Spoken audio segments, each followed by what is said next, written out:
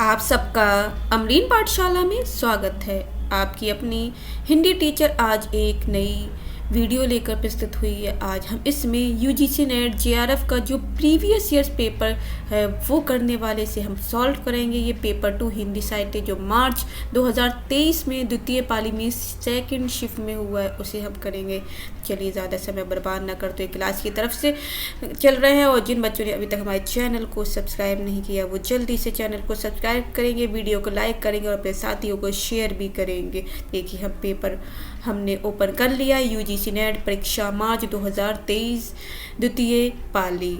और आपको पता है हमारी कई प्लेलिस्ट बनी हुई है। जो बच्चे यूजीसी नेट की तैयारी कर रहे हैं या अन्य परीक्षा की तैयारी कर रहे हैं हिंदी साहित्य से रिलेटेड, तो वो हमारी प्लेलिस्ट में जाकर देख सकते हैं। आगे देखिए आपका लिखा है प्रश्न 1 पे है देवनागरी लिपि का विकास क्रम क्या है। तो ऑप्शन आपको दिए हुए हैं। पहला ABCD करके, पहले में कुटिल लिपि, फिर ब्राह्मी लिपि, गुप्त लिपि, देवनागरी लिपि। सेकंड में ब्राह्मी लिपि, गुप्त लिपि, कुटिल लिपि, देवनागरी। सी में आपको दिख रहा है ब्राह्मी लिपि, कुटिल लिपि, गुप्त लिपि, देवनागरी। डी में गुप्त लिपि, ब्राह्मी लिपि, कुटिल लिपि, देवनागरी। देवनागरी एंड में ही आएगी हिंदी साहित्य के रिलेटेड। या स्टार्ट करिए स्टार्टिंग में कौन सी आती है तो आपको याद होना चाहिए। यहाँ पर हमारे ब्राह्मी लिपि आती है स्टार्टिंग में, तो ब्राह्मी लिपि आपका हो गया। तो आपके 2 एलिमिनेट हो गए, तो यहाँ बी और सी ऑप्शन बचा है।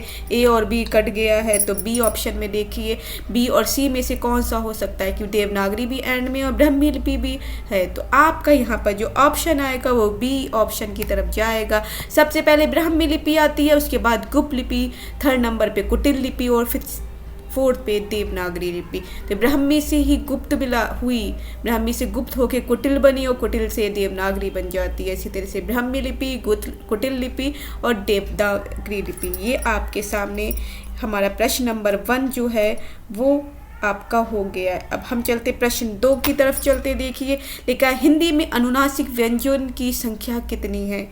हिंदी में अनुनासिक व्यंजन की संख्या कितनी है। बहुत इजी क्वेश्चन है, आपको अनुसार अनुनासिक हिंदी के पता है बच्चों, तो आपको जल्दी से पता ही होना चाहिए कि अनुनासिक कितने हैं। 5 होते हैं पंचम वर्ण। जितने भी हमारे पंचम वर्ण हैं वर्णमाला के वो अनुनासिक कहलाएंगे। इजी क्वेश्चन था। अब इसी तरह से तीसरा क्वेश्चन देख लेते हैं। गोविंद बल्लभ पंत की अध्यक्षता में संयुक्त सदस्यीय संसदीय राजभाषा समिति का गठन कब किया गया। तो गोविंद बल्लभ पंत की अध्यक्षता जब हुई थी उसमें संयुक्त जो हुए थे ग्रुप संसदीय राजभाषा समिति जब हुई थी उसका गठन कौन से सन में होता है। तीसरे का ऑप्शन आपको यहाँ पर पता होना चाहिए। देखो 1951, 1953, 1955, 1957 में हमारा देश आज़ाद हो चुका है 1947 में, और 50 में हमारा संविधान लागू हो चुका है। उसके बाद की सारी बातें होंगी, तो यहाँ पर 51, 53, 55, 57 दिया गया है। तो आपको यहाँ पर थर्ड का ऑप्शन जो होना चाहिए वो किस पे जाना चाहिए, वो जाएगा 1957। तो थर्ड का ऑप्शन हो जाएगा डी 1957, 1957 में हुआ है। बुंदेली बोली की उपबोलियाँ कौन सी है। जो बुंदेली है उसकी उपबोलियाँ कौन सी हमें हमारे जितने भी है पूर्वी, पश्चिमी, दक्षिणी, उत्तरी हैं उसकी आपको सारी क्या होना उपबोलियाँ भी पता होने, बोलियाँ और उपबोलियाँ सारी याद होनी चाहिए आपको ये सारी चीज़ें। तो फोर्थ का जो ऑप्शन हो जाएगा यहाँ पर आपको दिख रहा है, यहाँ पर भुक्सा, सडीली, बंगराई, बी में लिखा है कठेरिया, डांगी, माथुरी, और सी में भदौरी, बनाफरी, खटोला, और डी में लारिया, खटोली, खलताई। तो आपको फोर्थ ऑप्शन आपको अच्छे से पता है हमारा सी होगा। बुंदेली बोली की उपबोलियाँ कौन सी हैं, भदौरी, बनाफरी, खटोला। याद रखिए भदौरी, बनाफरी, खटोला बुंदेली बोली की उपबोलियाँ हैं। अगला है 5th नंबर पे यूरोप में बिहारी सस्सई के समकक्ष कोई रचना नहीं है। यह कथन किसका है? यूरोप में बिहारी सतसई के समकक्ष कोई भी रचना नहीं हुई है। ये किसका कथन होगा? जल्दी से 4 ऑप्शन दिए गए हैं। पहले पे जॉर्ज ग्रियर्सन, बी पे आचार्य रामचंद्र शुक्ल, सी पे डॉक्टर नगेन और डी पे राम कुमार वर्मा। तो जल्दी से आप सोच लीजिए कौन सा हो सकता है। तो हमारे ये हो जाएंगे जॉर्ज ग्रियर्सन। ए ऑप्शन इसका जाएगा। यूरोप में बिहारी सतसई, क्योंकि हमारे इंडिया की बात नहीं हो रही तो कोई बाहर का ही यहाँ से लेखक होगा। तो बाहर के कौन है इसमें से? जॉर्ज ग्रियर्सन, डॉक्टर नगेन भी इंडिया हमारे भारत के हैं, आचार्य रामचंद्र शुक्ल भी और राम कुमार वर्मा। और यहाँ से बाहर का कौन होगा? ग्रियर्सन है जो यूरोप की बात कर रहा है। यूरोप में बिहारी सतसई के समकक्ष कोई रचना नहीं है। ये कथन जॉर्ज ग्रियर्सन का है। इजी क्वेश्चन था, आप इस तरह से भी एलिमिनेट कर सकते हैं। 2023 मार्च का ये पेपर है। यस, अब प्रश्न नंबर 6 पे आ जाइए। हम देखते हैं, लोग कबीर आदि भक्तों को ज्ञानाश्रयी निर्गुनिया आदि कहते हैं। वे प्रायः भूल जाते हैं कि निर्गुनिया होकर भी कबीरदास भक्त है और उनके राम वेदांतियों के ब्रह्मा की अपेक्षा भक्तों के भगवान अधिक है। किसका कथन है? तो यहाँ पर 4 ऑप्शन है। आचार्य रामचंद्र शुक्ल, परशुराम चतुर्वेदी, आचार्य हजारी प्रसाद द्विवेदी, नंद दुलारे वाजपेयी। तो आपको यहाँ पर जब बोला गया कि लोग कबीर आदि भक्तों को ज्ञानाश्रयी किसने कहा है? निर्गुनिया आदि कहते हैं। वे प्रायः भूल जाते हैं कि निर्गुनिया होकर भी कबीरदास भक्त हैं और उनके राम वेदांतियों को ब्रह्मा की अपेक्षा भक्तों के भगवान अधिक है। तो 6ठे नंबर पे जो हो जाएगा यह आचार्य हजारी प्रसाद द्विवेदी आएंगे। कौन आएंगे? आचार्य हजारी प्रसाद द्विवेदी। इन बातों का खंडन कर रहे हैं सारी चीज़ों का, तो ये आचार्य हजारी प्रसाद द्विवेदी आ जाएंगे। प्रश्न नंबर 7 पे आ जाइए। नई कविता संदर्भ और प्रकृति पुस्तक के संपादक कौन है? नई कविता मीन्स क्या है? इसका शीर्षक है नई कविता संदर्भ और प्रकृति। तो इसके पुस्तक के संपादक कौन थे? तो यह 4 ऑप्शन आपको पता है। नामवर सिंह, राजेंद्र यादव, देवी शंकर अवस्थी, भैरव प्रसाद गुप्त। तो चारों में से 7th का क्या हो जाएगा? यहाँ सी ऑप्शन जाएगा, देवी शंकर अवस्थी। क्या ऑप्शन जाएगा? देवी शंकर अवस्थी। 8वें नंबर पे आ जाइए। महाभारत के अंतिम अश्व को आधार बनाकर लिखा गया नाटक है। तो आपको अच्छे से पता हुआ है कि अंधा युग होगा। 8 में का डी एकदम। इसमें ज़्यादा टाइम लेने की भी ज़रूरत नहीं है। ये वाले क्वेश्चन तो आप फ़ौरन ही देख के लगा दीजिए, क्योंकि सारे आपके उपन्यास लगे हुए, अंधा युग आपका लगा हुआ है। प्रश्न नंबर 9 पे आ जाइए। हम प्रश्न नंबर 9 की बात करते हैं। यह परीक्षा गुरु से भी एक पूर्व लिखा गया था, लेकिन प्रकाशित न होने पाने के कारण, मीन्स परीक्षा गुरु जो उपन्यास उससे पहले 1 वर्ष पूर्व लिखा गया था लेकिन प्रकाशित नहीं हो पाया था। इस कारण से प्रथम उपन्यास या परीक्षा गुरु से पूर्व लिखे जाने का श्रेय से वंचित हो गया, क्योंकि जो प्रकाशित हो जाता है उसी के बारे में हम उसे ही पहला मानेंगे। यह उक्ति किस उपन्यास से संबंधित है? मीन्स ऐसा कौन सा उपन्यास है जो परीक्षा गुरु से पहले लिखा गया लेकिन बाद में प्रकाशित हुआ? तो ये प्रश्न नंबर 9 का जल्दी से सभी बच्चों को अच्छे से पता होगा, वो है निसहाय हिंदू। डी ऑप्शन पे चले जाइए, निसहाय हिंदू। क्या नाम आ जाएगा?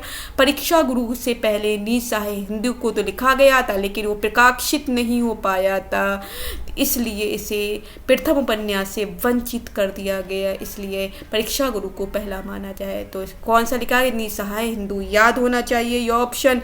9th का डी ऑप्शन हो गया। लक्षण मूला ध्वनि के भेद है।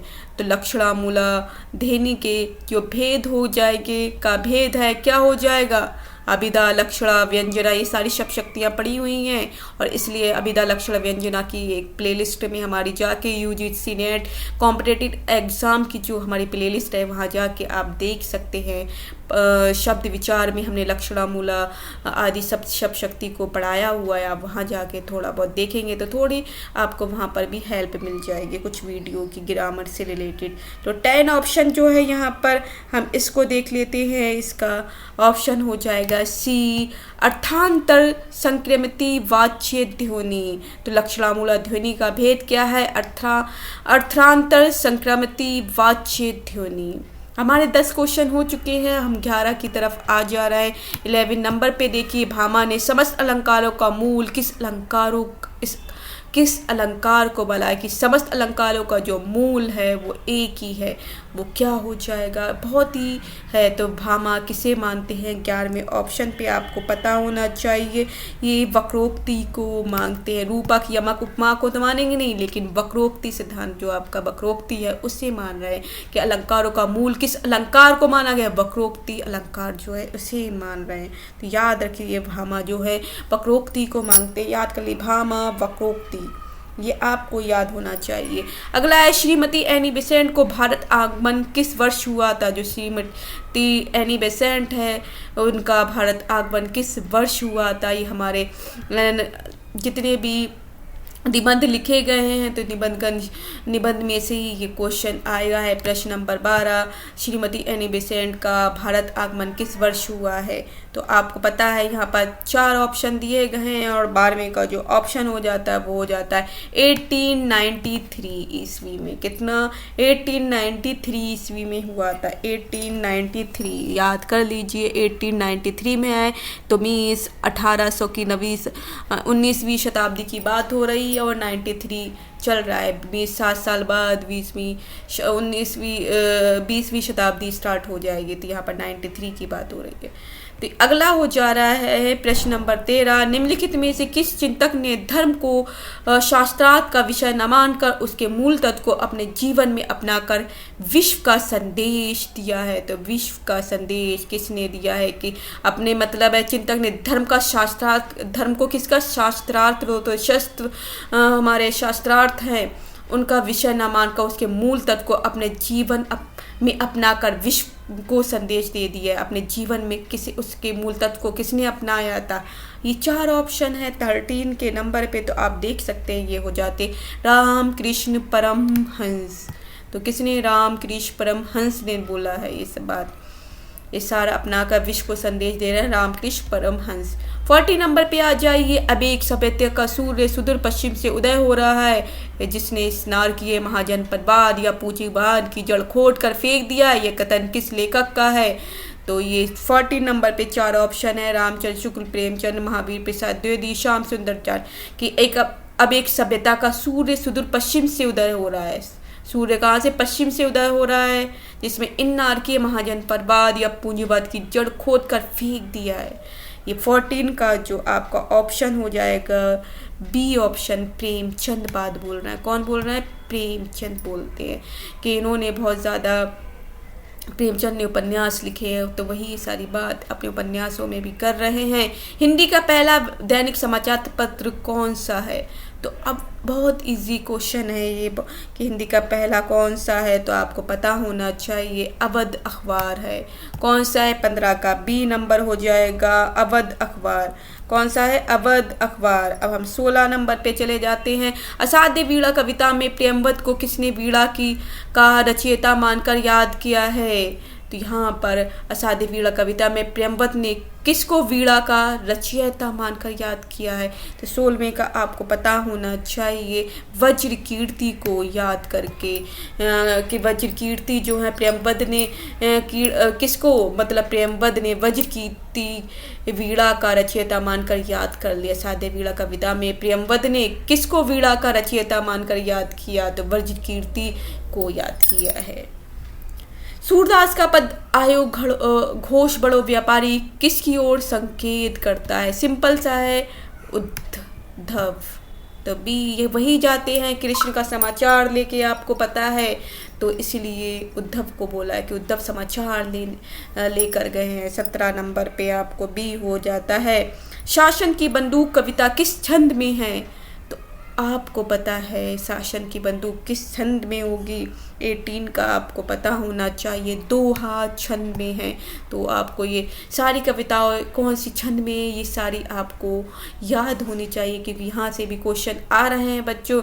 तो आप लोग याद कर लीजिए कि कौन सी कविता में कौन सा छंद दिया गया है, कौन सी, इस तरह से आप याद कर लीजिए किस तरह की कविता है वो 1-2 चीज़ें आप देख कर ज़रूर जाइए।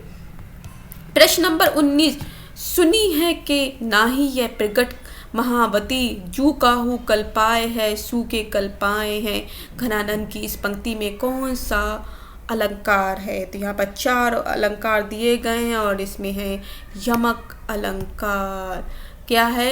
यमक अलंकार होगा। सुनी है कि नाई यह प्रगट कहावती, जू का है कल्पायु सू के कल्पाए है। तो कल्पाए एक तो ये हो गया और एक कल्पाए हैं, तो ये 2 कल्पाए आए हैं, इसलिए यहाँ पर यमक अलंकार है। 2 बार आने पर दोनों के अर्थ भी अलग अलग हैं, इसलिए यहाँ पर यमक अलंकार हो जाता है। 20वां क्वेश्चन देख लीजिए। सभी संथालों को दामुल हौज हो गया है मैला आंचल उपन्यास में इस वाक्य में दामुल हौज का अर्थ है। तो दामुल हौज को आपको पता होना चाहिए। दामुल कि सभी संथालों को दामुल हौज हो गया है। तो 20वें क्वेश्चन में आप देख सकते हैं आजीवन कारावास। दामुल हौज का मतलब है आजीवन कारावास, लाइफ टाइम के लिए जेल की सज़ा हो गई है। तो आजीवन कारावास उसे बोलते, जीवन भर की कारावास, मृत्यु भी वहीं होगी। 21वां नंबर देख लीजिए। यहाँ पर 21 आ जाता है। जैसे जैसे उच्च स्तरीय वर्ग में गबन, धोखाधड़ी, भ्रष्टाचार और वंशवाद आदि अपनी जड़ें मजबूत करता है, वैसे वैसे यह उपन्यास और ज़्यादा प्रासंगिक होता जा रहा है। यह कथन किस उपन्यास के लिए है? उसके उपन्यासकार में पुनर्प्रकाशन की भूमिका में लिखा गया है। तो ये आपको पता होना चाहिए। 21वें नंबर का बहुत इजी क्वेश्चन है ये। राग दरबारी जो आपका लगा हुआ है उसमें बात कही है। 21 नंबर में राग दरबारी आ जाएगा। 22वां नंबर है वतन की फिक्र कर ज़्यादा मुसीबत आने वाली है तेरी बर्बादियों के तस्करारे आसमानों में है। ये छंद किस उपन्यास में है? ये तस्करे वतन की फिक्र कर ज़्यादा मुसीबत आने वाली है तेरी बर्बादियों के तस्करे हैं आसमानों में। तो ये बात आसमानों में, यह छंद किस उपन्यास में आया है? झूठा सा जिंदगीनामा, राग दरबारी, तमस। तो 22वें नंबर का आप सोच लीजिए क्या हो जाएगा। ये तमस में बात आई है। तमस उपन्यास में। तमस का अर्थ ही क्या है? अंधकार, अंधेरा, तमस में आया है। पुरुष निसंग है, स्त्री आसक्त, पुरुष निर्द्वंद है, स्त्री द्वंद्वोन्मुख, पुरुष मुक्त है, स्त्री बद्ध। यह कथन किस चरित्र का है? 23वें नंबर क्वेश्चन है कि पुरुष निसंग है और स्त्री आसक्त है, पुरुष निर्द्वंद है तो स्त्री द्वंद्वोन्मुखी है, पुरुष मुक्त है तो स्त्री बद्ध है। यह कथन किस चरित्र का है? ये आपको पता होना। ये बाणभट्ट का हो सकता है, लोरिक देव हैं, अघोर भैरव हैं या महाभाई भैरवी हैं। तो यह 23 का ऑप्शन आपको अच्छे से पता होना चाहिए। महामाया भैरवी का है। किसका है? महामाया भैरवी का है। 24 पे आ जाते ये। उसका युवापन एक प्रतिष्ठा की जिद कहीं चुराए बैठा है, वह इस प्रतिष्ठा के आगे कभी मजबूर कभी कमज़ोर होता जाता और उसे भुगत भी रहा है। उपयुक्त कथन किस कहानी से उतरत है? अपना अपना भाग्य, गैरंग्रीन, पिता या राजा निर्बसिया। उसका युवापन एक प्रतिष्ठा की जिद कहीं चुराए बैठा है कि युवापन जो है, युवापन किसके बारे में बात कर रहा है यहाँ पर? युवापन बात है तो अपना अपना भाग्य में नहीं होगा और गैंग्रीन में नहीं होगा। पिता और राजा निर्बसिया में देखिए जिद को चुराए बैठा है, वह इस प्रतिष्ठा के आगे कभी मजबूर कभी कमज़ोर हो जाता है और उसे भुगत भी रहा है। तो 24वें नंबर का आंसर जल्दी से सोचिए क्या हो जाएगा। 24 का सी। पिता कहानी में पिता और पुत्र के बीच की बात हो रही है कि उसका युवापन एक प्रतिष्ठा की जिद कहीं छुपाए बैठा है, अपने पिता से जिद भी नहीं कर सकता और उसके अंदर भी जिद बैठी है।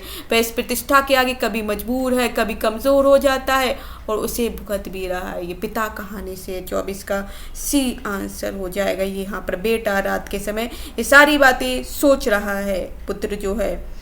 25वें के बात है माँ के हाथ की बनी कौन सी कला को देखकर चीख पर प्रसन्न हो जाते हैं जल्दी से? फुलकारी नाम है। यहाँ पर इजी क्वेश्चन था इसलिए इस पे ज़्यादा रुकना ठीक नहीं है, बहुत इजी क्वेश्चन है। निम्नलिखित में कौन सी गीत तीसरी कसम कहानी में नहीं है? नानी नानी दंतरा, पातर थोड़वा छटके, जैसन बिजलिया, जे मैया सरस्वती, अर्जी करत बानी हमरा पर होकू सहाई, हे मैया हमरा पर होकू सहाई, नोनवा चटाई काहे नहीं माली, सोरी घर आ सजन रे झूठ मत बोलो खुदा के पास जाना। ये भी आपका है गीत। नोन व चटाई काहे नहीं मारती, सॉरी घर आ। तो आपको इस सारे क्वेश्चन में अच्छे से सारे गीतों को पता होना चाहिए। तो ये भी क्वेश्चन आपका है। जय मैया सरस्वती भी है, तो मीन्स ए ऑप्शन आपका यहाँ पर नहीं है, ये यहाँ पर ये गीत नहीं है। तो आपका ए ऑप्शन यहाँ पर हो जाता है कि इसका क्या हो जाएगा, नानी नानी धतवा पातर ठोरवा छटके जैसन बिजलिया। यह गीत तीसरी कसम कहानी में नहीं है। बी सी डी ये तीनों गीत इस कहानी में आए हैं। जय मैया सरस्वती, नैनवा चटाई काहे नहीं मारली, सजन रे झूठ मत बोलो। अब 27वें क्वेश्चन की तरफ चलते हैं। सिद्धों और नाथपंथी योगियों के चिंतन का विवेचन करते हुए यह किसने कहा था कि उनकी रचनाओं का जीवन का स्वाभाविक सरणियों, अनुभूतियों और दशाओं से कोई संबंध नहीं है। तो 27 में आचार्य हजारी प्रसाद द्विवेदी हैं, रामचंद्र शुक्ल हैं, नंदुलाल वाजपेयी हैं, रामविलास शर्मा हैं। तो 27वें का जो ऑप्शन हो जाएगा आचार्य रामचंद्र शुक्ल ने कहा है कि सिद्धों और नागपंथी योगी के चिंतन का विवेचन करते हुए यह किसने कहा था, मीन्स ये कहा था रामचंद्र शुक्ल ने कहा था कि उनकी रचनाओं का जीवन को स्वाभाविक सरणियों, अनुभूतियों और दशा से कोई संबंध नहीं था।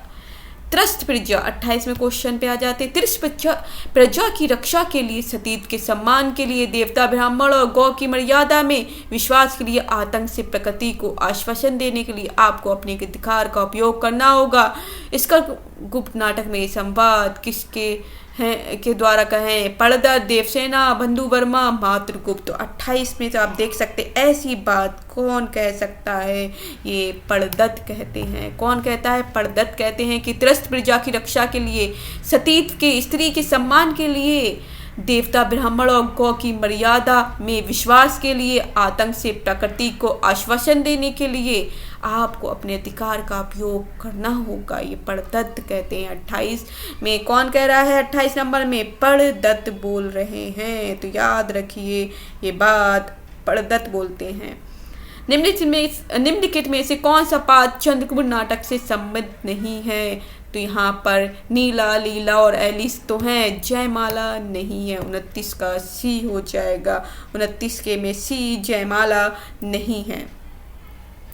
एक निर्देशक की दृष्टि से सारे जितने भी आपके नाटक, उपन्यास है, कहानी है, उन सब के पात्र आपको रटे हुए होना चाहिए। एकदम उसे देखते ही एकदम आप 10 सेकंड के अंदर पूरा इस क्वेश्चन से निकल जाएं करके, ऐसे आपको पात्र रटे हुए होना चाहिए। तो अभी आपके पास टाइम है, जो बच्चे कर रहे हैं वो इन सब चीज़ों को अच्छे से याद कर लीजिए आपके। तो ये यहीं से क्वेश्चन 1-2 नंबर के फंसते हैं, 4-5 नंबर के आपको, तो वो अच्छे से आपके क्वेश्चन आ जाएंगे। तो एक निर्देशक की दृष्टि से आधे अधूरे मुझे समकालीन जिंदगी का पहला सार्थक हिंदी नाटक लगता है। उपयुक्त कथन किसका है कि एक निर्देशक की दृष्टि से आधे अधूरे मुझे समकालीन जिंदगी का पहला सार्थक हिंदी नाटक लगता है। उपयुक्त कथन किसका है आपको पता होना चाहिए। 30 में किसका हो जाएगा, ओम शिवपुरी का है कि ओम शिवपुरी कहते हैं कि एक निर्देशक की दृष्टि से आधे अधूरे मुझे समकालीन जिंदगी का पहला तक हिंदी नाटक लगता है। ओम शिवपुरी कह रहे हैं। अब इसी तरह से हम अगले क्वेश्चन की तरफ बढ़ते हैं। ये क्वेश्चन 31 31वें नंबर पे आ गए हैं। हम किस पे 31वें नंबर पे आए हैं। जिंदगी स्वयं एक महान घड़ी है, प्रातः संध्या उसकी सुइयां हैं, नियमबद्ध एक दूसरे के पीछे घूमती रहती हैं। मैं चाहती हूँ मेरा घर भी घड़ी की तरह चले, हम सब उनके पुर्जे बन जाए और नियम पूर्वक अपना अपना काम करते जाए। अंजो दीदी जो नाटक है, यह संवाद किसने करा, कौन अपने पूरे घर को किसकी तरह, सुइयों की तरह चला रहा है और ये बात किससे बोल रहा है। तो अंजो दीदी में अंजलि ही बोलेंगी, तो किससे बोल रही होंगी ये सोचिए। इजी क्वेश्चन है। ये अंजलि द्वारा अनिमा को कहा गया है। अंजलि किसे बोल रही हैं, अनिमा को बोल रही हैं, न मुन्नी से बोल रही हैं न नीरज से बोल रही। नीरज से तो बोलेंगी नहीं, वो बातें कर रही हैं अपनी अनिमा से। अब 32वें नंबर पे देखिए कि क्रोध मेरी खुराक है, लोभ मेरा नयन अंजन है और काम भुजंग मेरा कीड़ा सहचर है। इसको ही क्रमशः विद्रोह, प्रगति और नवलेखन कहकर पुकारता हूँ। उपयुक्त कथन में निबंधकार ने अपने जीवन की वर्तमान अवस्था को किस नक्शे से जोड़ते हैं? तो आपको पता होना चाहिए कि क्रोध मेरी खुराक है, लोभ मेरा नयन। जो लोभ है वो आंखें बन गया, क्रोध मेरी खुराक बन गई है, लोभ जो है वो मेरा नयन अंजन आंखों का काजल बन गया। और काम भुजंग, जो काम है मेरा भुजंग सांप की तरह मेरा कीड़ा सहचर है, साथ रहता है। इसको ही मैं क्रमशः विद्रोही प्रगति और नम लेखन कहकर पुकारता हूँ। तो निबंधकार अपने जीवन की वर्तमान अवस्था को किस नक्षत्र से जोड़ते हैं? 32वें क्वेश्चन को आप देखिए, ये किस में होगा? पूर्व फाल्गुनी जैसी मीन उत्तर फाल्गुनी क्या है? आपके बुढ़ापे की तरफ हम बढ़ रहे हैं, 45 वर्ष की तरफ, लेकिन ये पूर्व फाल्गुनी नक्षत्र जो है ये पहले का है, युवा अवस्था के बाद वाला पूर्व फाल्गुनी नक्षत्र से जोड़ रहे हैं। 33वें नंबर पे आ जाइए। आजकल की कविता में नयापन नहीं, उसमें पुराने ज़माने की कविता की पुनरावृत्ति मात्र है। इस नकल में असल की पवित्रता और कुंवारेपन का अभाव है। ये किस में है? कविता क्या है? मजदूरी और प्रेम, उठ जाग मुसाफिर, संस्कृति और सौंदर्य। किस निबंध में ये बात कही गई है? तो ये बात जो कही गई है मजदूरी और प्रेम में कही गई है कि आजकल कविता में नयापन नहीं है, उसमें पुराने ज़माने की कविता की पुनरावृत्ति मात्र है। तो ये मजदूरी और प्रेम में 33 के बी में बोली जा रही है। 33 का बी ऑप्शन यहाँ बताया जाए। ये 30 बी का, सॉरी बच्चों, यहाँ पर ये वाला नहीं होगा, 1 मिनट। 33 का ये गलत है, मजदूरी प्रेम में नहीं है, क्योंकि कविता वाली बात जो होगी इसमें ना बताकर 1 मिनट पेन ले लूँ। 33 का आपका यहाँ पर हो जाएगा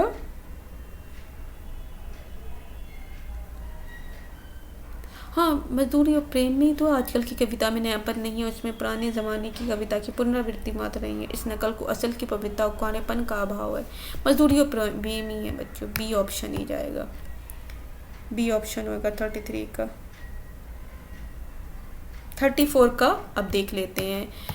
निम्न से कौन बीबी की राय के रस निबंध संग्रह नहीं है? फिर बै तलवा डाल पर, गवई गंध गुलाब, उठ जाग मुसाफिर, हर बारिश। तो आपको 34 नंबर का अच्छे से पता होना चाहिए कौन सा हो जाएगा। 34 का यहाँ पर डी होगा, हर बारिश में। विवेक की राय का नहीं है। संस्कृति और सौंदर्य निबंध में निम्नलिखित में से किस निबंध का उल्लेख नहीं है? अशोक के फूल, विचार और पितृत्व, मेघदूत, एक पुरानी कहानी, शीरीष के फूल। तो आपको पता होना चाहिए किसकी संस्कृति और सौंदर्य निबंध में किसकी बात नहीं की गई है? शीरीष के फूल की बात नहीं की है। 35 में शीरीष का फूल आ जाएगा। भारतीय हिंदू मंडल के लेखों की चर्चा करते हुए रामचंद्र शुक्ल निबंध के लिए निम्न में से किस पद का प्रयोग नहीं करते? तो आपको पता होना चाहिए 36 का बहुत इजी क्वेश्चन है। किसकी बात नहीं करते? ललित गद्य की बात नहीं करते कि ललित गद्य आपका निबंध के लिए ललित गद्य का प्रयोग नहीं होना चाहिए। तो 36 का बी ऑप्शन जाएगा। क्या जाएगा? 36 का बी ऑप्शन। अब 37 पे आ जाते हैं। भारतीय समाज में द्वंद्व तो कर्म और संन्यास को लेकर है, दूसरा प्रवृत्ति और निवृत्ति के बीच, तथा तीसरा स्वर्ग और नरक की कल्पनाओं को लेकर। यह कथन किस पुस्तक में है? तो आपको पता होना चाहिए। 4 ऑप्शन दिए गए हैं 37 नंबर में, तो ये बी ऑप्शन हो जाएगा। संस्कृति के 4 अध्याय में बताया है कि भारतीय समाज में एक द्वंद्व तो कर्म और संन्यास को लेकर, दूसरा प्रवृत्ति और निवृत्ति के बीच, तथा तीसरा स्वर्ग और नरक की कल्पनाओं को लेकर संस्कृति के 4 अध्याय में बताया गया। ठकुरी बाबा निम्नलिखित में किस संग्रह में है? तो आपको पता होना चाहिए। तो इजी क्वेश्चन है, यहाँ से आपको बनता है स्मृति की रेखाएं। ठकुरी बाबा स्मृति की रेखाएं में संग्रहित है। शरद चंद्र ने रविन्द्रनाथ को किस कवि के बाद भारत का सर्वोत्तम कवि घोषित किया है? 39 इजी क्वेश्चन है। व्यास के बाद। ज़्यादा हम इस पे बात नहीं कर रहे हैं समय। अब हम 40 की तरफ 40 नंबर की तरफ आ जाते हैं। 40 नंबर पे आ रहे हैं। गौतम बुद्ध के लिए जो स्थान था आम्रपाली समता वही था मेरे लिए नटनिया। यह कथन किसका है? तुलसी राम का है। नटनिया किस में आती है? तुलसी राम में आती है। बहुत ज़्यादा इजी क्वेश्चन है ये, आपने पढ़ा होगा। तुलसी राम की जो आत्मकथा है, मैंने अपनी प्लेलिस्ट में पूरी वर्ड टू वर्ड अच्छे से कराई है, 3 5 6 पार्ट में आई है, आप जाकर वहाँ पर देख सकते हैं, इसमें नटनिया का नाम आया है। देवनागरी लिपि के संबंध में निम्नलिखित तथ्य मिलते हैं। तो यहाँ पर 4 ऑप्शन है। देवनागरी से नागरी नामकरण नहीं हुआ, देवनागरी का वर्णमाला का क्रम वैज्ञानिक है, नागरों में परिचित होने से देवनागरी नाम पड़ा, गुजरात के नगर ब्राह्मणों के नाम पर नागरी नाम पड़ा, देवनागरी लिपि अक्षरिक नहीं है। ये तो ऑप्शन बी तो होगा ही नहीं, 5 तो होगा ही नहीं, तो 41 का सोच लीजिए इसमें से कौन कौन से ऑप्शन सही हैं, पहले तो वही देखते हैं 41 में। तो 41 का आपका पहले से तो 5 तो होगा नहीं, नागरी लिपि की नाग लिपि से नागरी का नामकरण नहीं हुआ, ये भी गलत है, ए नहीं होगा। वैज्ञानिक है 2, नगरों पर देवनागरी नाम पड़ा 3, और गुजरात के नागर ब्राह्मणों के नाम पर नागरी नाम पड़ा 4। तो 1 2 3 4 किस में आ रहा है? 2 3 4 सी ऑप्शन में आ रहा है, ये ऑप्शन सही होगा आपका। 42, अवधी का संबंध पूर्वी हिंदी से जबकि ब्रज का संबंध पश्चिमी हिंदी से है।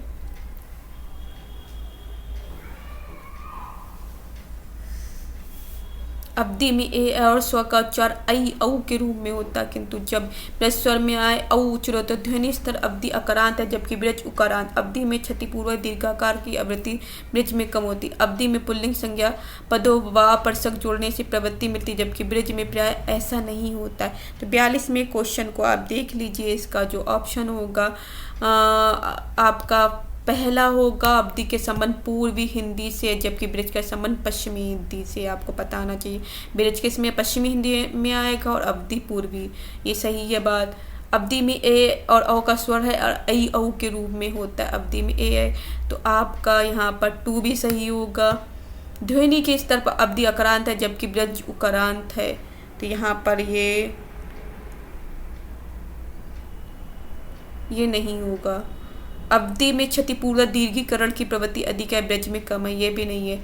अवधी में पुल्लिंग संज्ञा शब्द में वाचक पक्ष जुड़ने से प्रवृत्ति मिलती है जबकि ब्रज में प्राय ऐसा नहीं होते। तो 1 2 5 कहाँ पर आ रहा है? 1 2 5 डी ऑप्शन आपका। तो 42 का 5वां हो जाएगा। अब 43 पे आ जाते हैं, 43 को देख लेते हैं।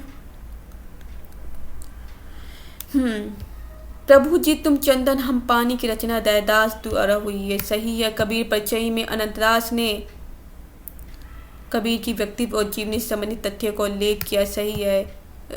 जमनाथ का जन्म तावला बीकानेर में हुआ।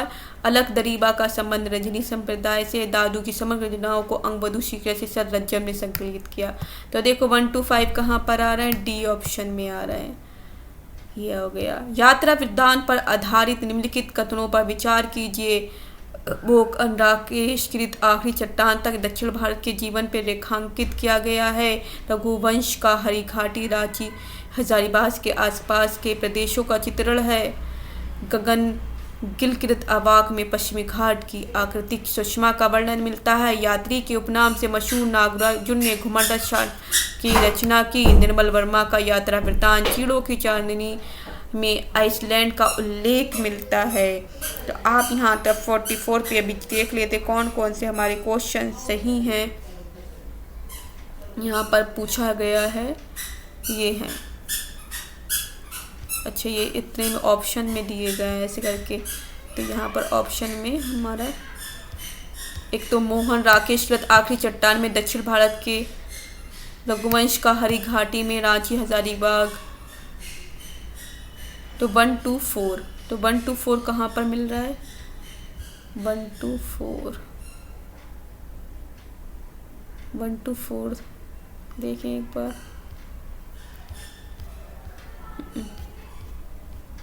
वेट,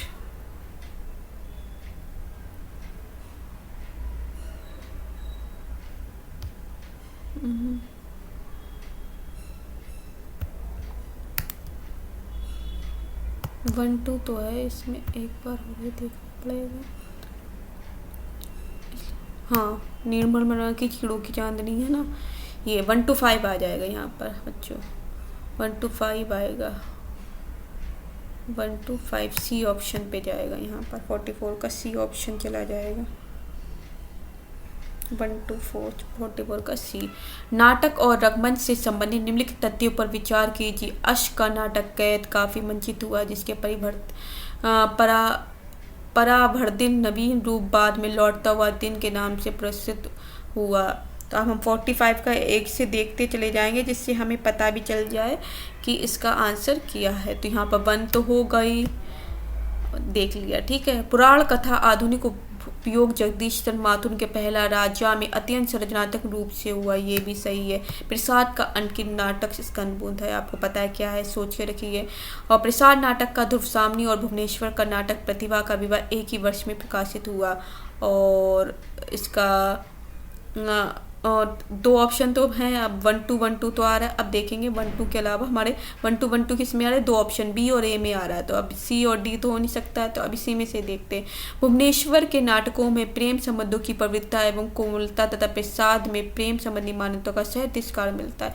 तो यहाँ पर 1-4 होगा, आंसर क्या होगा, 1-4 होगा। तो 1-4 किस में आ रहा है, बी ऑप्शन में जा रहा है। तो 45 का बी आंसर हो जाएगा। 45 का बी आंसर आपका है, क्योंकि प्रसाद का नाटक ध्रुव सामनी और भुवनेश्वर का नाटक प्रतिभा का विवाह एक ही वर्ष में प्रकाशित हुए थे। ये 2 नाटक क्या हैं, एक ही वर्ष में प्रकाशित हुए हैं। 46 पे देख लेते हैं। रिपोर्टाज से संबंधित निम्नलिखित कथनों पर विचार कीजिए। अंग्रेजी शब्द रिपोर्ट का समानार्थी अर्थ रिपोर्ट है, क्या है, रिपोर्ट है, इस रिपोर्टाज है। तो हम 46 को भी देखते हुए चलते हैं, जिससे आप लोग कर पाए।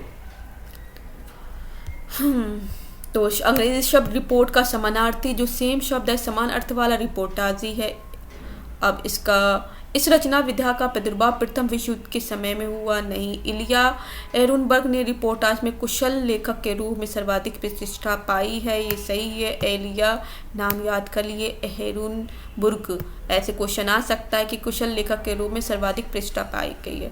अब इसी तरह से अगला जो है, हिंदी में रिपोर्टाज लेखन की परंपरा शिवदान सिंह चौहान की रचना लक्ष्मीपुरा रूपान दिसंबर 1938, रूपाभ दिसंबर 1938 में आ रही। तो रूपाभ है किसकी, रिपोर्टाज लेखन की परंपरा शिवदान सिंह का क्या है, रूपाभ। तो 4 आ जाएगा। 1-4 कहाँ आ रहा है, ये बी ऑप्शन पे जाएगा। तो 46 का बी ऑप्शन हो गया, ज़्यादा हमें पढ़ने की ज़रूरत नहीं है, यहीं पर आंसर हमें मिल चुका है। अब 47 की तरफ चलते हैं। निम्नलिखित कथनों पर विचार कीजिए।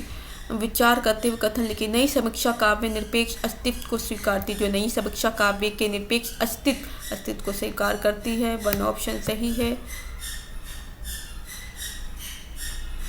नई समीक्षा का आरंभ 19वीं सदी के ब्रिटेन में हुए। इस नाम का शब्द प्रयोग एलन टेंट ने किया।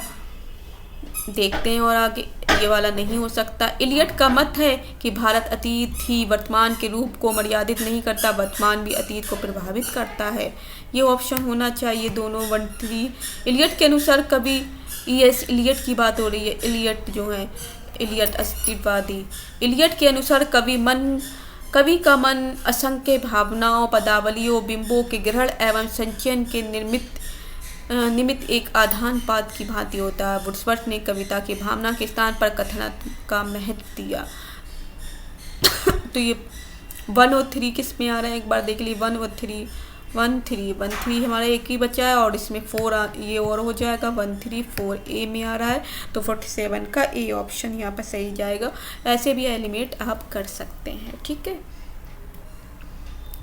48 का बिंब और प्रतीक पर आधारित इन कथनों पर विचार कीजिए। बच्चों आपको पता है कि 1-2 ही आ रहा है और वहाँ पर एलिमिनेट करना है। एलिमिनेट करके यहाँ पर आंसर को चेक कर सकते, ऑप्शन को चेक कर सकते, किसमें ये ऑप्शन मिल रहा है और 2 में नहीं पता चल रहा है, उसे एलिमिनेट करके आप कर सकते हैं। इस तरह से एलिमिनेट करके भी कई क्वेश्चन आपके सही जाएंगे। तो 48 में बिंब और प्रतीक पर आधारित इन कथनों पर विचार कीजिए। 48 पे हम आ चुके हैं। बिंब केवल संकेत करता, जबकि प्रतीक उसे प्रत्यक्ष या संवेद और ग्राह्य बना देता। गलत बात है। बिंब किसी अप्रस्तुत वस्तु का मानसिक या काल्पनिक रूप है, सही बात है। अर्थ की स्पष्टता के समान ही भाव की संप्रेषणा एवं उत्तेजना में बिंब विधान का मुख्य हाथ रहता, सही बात है। विभिन्न संवेदनाओं के बीच चुनाव करने की प्रक्रिया का ज्ञान प्रतीक विज्ञान का संभव नहीं है। अगला ऑप्शन देखें, 2 और 3 किस में आ रहा है, 2 3 2 3, मतलब 2 3 एक ही में आ रहा है यहाँ पर, तो 5 पे जाएंगे, 4 तो है ही नहीं। प्रतीक द्वारा प्राय सूक्ष्म में विशिष्ट अनुभूतियों का सहज ग्राह्य बनाने का प्रयत्न किया जाता है। 2 3 5, जैसे आपको पता है 4 5 में आपको है और 2 3, तो आप पहले देखिए 2 3 कहीं पर ही आ रहा है, 2 3 एक ही जगह आ रहा है, तो फिर 5 जाएगा। इस तरह से आप एलिमिनेट कर सकते हैं। मैं एक आपको ट्रिक बता रही हूँ जिससे आप इन चीज़ों को भी कर पाएँ। फोर्ट विलियम कॉलेज के संबंध में निम्न में से कौन से कथन सत्य हैं? फोर्ट विलियम कॉलेज की ओर से उर्दू हिंदी गद्य पुस्तक लिखने की व्यवस्था की गई। फोर्ट विलियम कॉलेज की ओर से उर्दू हिंदी गद्य पुस्तक लिखने की व्यवस्था की थी। तो आप सोच सकते हैं फोर्ट कॉलेज के बारे में, फोर्ट विलियम कॉलेज के बारे में 49 क्वेश्चन है। हमने काफ़ी अच्छे से इसका आप देख सकते हैं आंसर क्या होगा। तो सही है कि हिंदी का उर्दू में, उर्दू का फारसी में, इस तरह से उर्दू फारसी का उर्दू में अनुवाद हुई है, हिंदी में अनुवाद हुई है, पुस्तकें हुई हैं, तो लिखने की व्यवस्था हुई है। तो ए ऑप्शन तो बिल्कुल ही सही है यहाँ पर। फिर इसके बाद इंग्लैंड के एक इतिहास और मार्शमैन साहब के प्राचीन इतिहास का अनुवाद कथासार नाम से प्रकाशित हुआ। जॉन गिलक्रिस्ट हिंदी उर्दू के अध्यापक थे। सही बात है, जॉन गिलक्रिस्ट थे। 133 आएगा इसका। 49 हम क्वेश्चन कर रहे हैं, 3 आएगा ये। और विलियम केरे और पादरियों के उद्योग से इंजील का अनुवाद हुआ। सदल मिश्र ने कॉलेज को छोड़कर खली बोली गद्य का विकास में योगदान दिया। सही बात है, लल्लू लाल सदल मिश्र ये जो हैं ये सारे आप गए थे और फोर्ट विलियम कॉलेज में यहाँ पर ये नियुक्त हुए और हिंदी का इन्होंने अनुवाद भी किए। तो यहाँ पर 1 3 और 5 कहाँ पर आ रहा है, सी ऑप्शन पे जाएंगे। राम मोहन राय के संबंध में निम्नलिखित में से उपयुक्त कथन कौन से हैं? तो यहाँ पर 50 क्वेश्चन पे आ जाते हैं। 50 का आपका देख सकते हैं, वे बहादुर कर्मकांड बहुदेवादी राम मोहन राय बहुदेवादी कर्मकांडों के समर्थक थे। कर्मकांडों के समर्थक तो नहीं रहे हैं वो। भारत के राष्ट्रीय पत्रकारिता के संस्थापक थे। सही बात है, राम मोहन राय ने पत्रकारिता के संस्थापक रहे। वे स्थायी धर्म को नैतिक प्रणाली से प्रभावित थे। अब सोचिए राजा राम मोहन राय क्या स्थायी प्रणाली से प्रभावित हैं या नहीं? तो जल्दी से आप सोच सकते हैं और आपको पता चल गया कि ऑप्शन गलत है या सही है। तो आपको पता होना चाहिए ये ऑप्शन जो है ये सही है। वे स्वयं को वेदांती मानते थे। नहीं, वे मूलतः युक्तिवादी और नैतिकतावादी धर्म अनुयायी बने रहे। 2 3 5 किस में आ रहा है? ये आपका 2 क्वेश्चन जो आपका ऑप्शन है डी में जा रहा था। अब ये बहुत ही अच्छा क्वेश्चन है बच्चों। सरोज स्मृति कविता मैंने पढ़ाई हुई है। जिन बच्चों ने नहीं देखा है तो हमारी प्लेलिस्ट में जाके कविता का व्याख्या इसी रूप से आप वहाँ पर जल्दी से देख सकते हैं, जिससे आपको पता चले। उस प्लेलिस्ट में कुछ कविताएं मैंने करवाई हुई हैं, ज़्यादा तो नहीं करवा पाई, मतलब कुछ कविताएं करवाई हुई हैं। आप जाके वहाँ उसे एक बार प्लेलिस्ट में जाके अपना रिवीजन कर सकते हैं। तो सरोज स्मृति कविता में कवि ने सरोज के लिए कौन से संबोधन प्रयुक्त किए? तो आप समझ जाइए एकदम 51 का। तो इसे देखने की भी ज़रूरत नहीं होनी चाहिए, आपको पता होना चाहिए इसमें क्या क्या है। तो यहाँ पर क्या है? धन्य सुचीते गीते, तो ये तीनों शब्द किए हैं। शुभ्रे और मुक्त नहीं करा है, धन्य करा है, सुचीते करा है और गीते करा है। तो धन्य सुचीते और गीते सरोज स्मृति में कविता के लिए क्या 135 कहाँ पर आ रहा है? बी ऑप्शन में आ रहा है। तो 51 का बी ऑप्शन हो जाएगा। अब इसी तरह से 1 मिनट बच्चों, 51 हमने कर लिया है। अब हमारा 52 पे चल रहे हैं। भारत भारती का के वर्तमान खंड में निम्नलिखित में किन उपशीर्षों का वर्णन है? तो जो भारत भारती का वर्तमान खंड है इसमें कौन कौन से शीर्षक आते हैं? तो आपको पता है भारत भारती जिसके भी नाटक के उनके शीर्षक, आत्मकथाएं, सबके शीर्षक आपको ज़रूर याद होना चाहिए, क्योंकि यहाँ से भी क्वेश्चन देखो बच्चों बन रहे हैं। तो यहाँ पर आपको ये सारी चीज़ें एक बार याद कर लीजिए। 52 का देख लेते हैं। कृषि और कृषक, शिक्षा की अवस्था, दुर्भिक्ष, तो 235 किस में आ रहा है? सी ऑप्शन में। भूल गलती कविता में किन ऐतिहासिक व्यक्तियों का उल्लेख है? तो भूल गलती 53 पे देख लीजिए किन कवियों का उल्लेख है 53 का। 53 में आपको पता होना चाहिए। तो इब्न बतूता, अल गजाली। 2-3 कहाँ कहाँ मिल रहे हैं? 2-3 दो जगह मिल रहे हैं।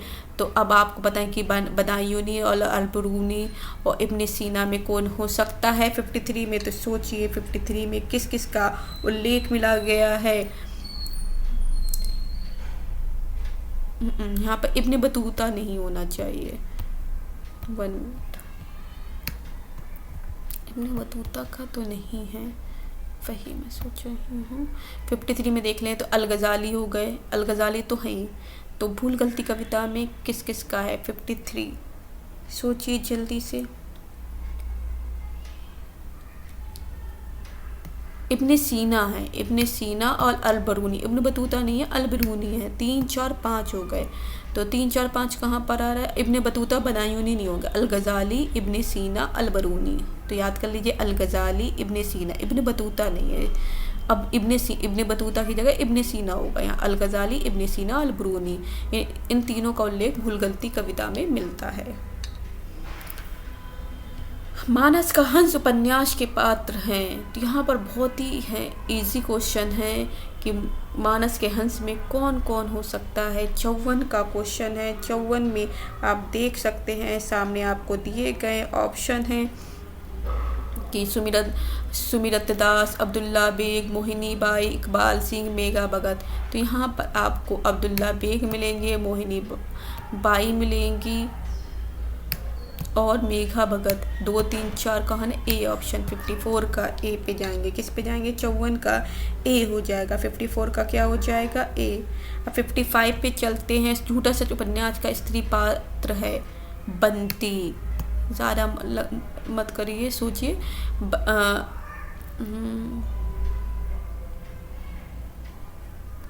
1 मिनट। बंती हो गया। और भी हाँ, इस पे कौन कौन से पात्र है वो देखना है ना। तो बंती हो गया हमारा, एक तो बंती हो गया। बंती के अलावा कौन कौन से हो सकते हैं? पूरनदेई, शीलो। पूरनदेई, शीलो, बंती झूठा सच उपन्यास के हैं। मोहिनी तो होगी नहीं, मोहिनी और लक्ष्मी नहीं है। पूरनदेई, शीलो, बंती हैं।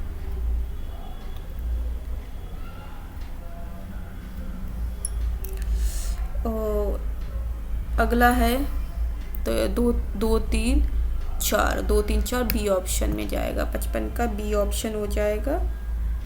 55 का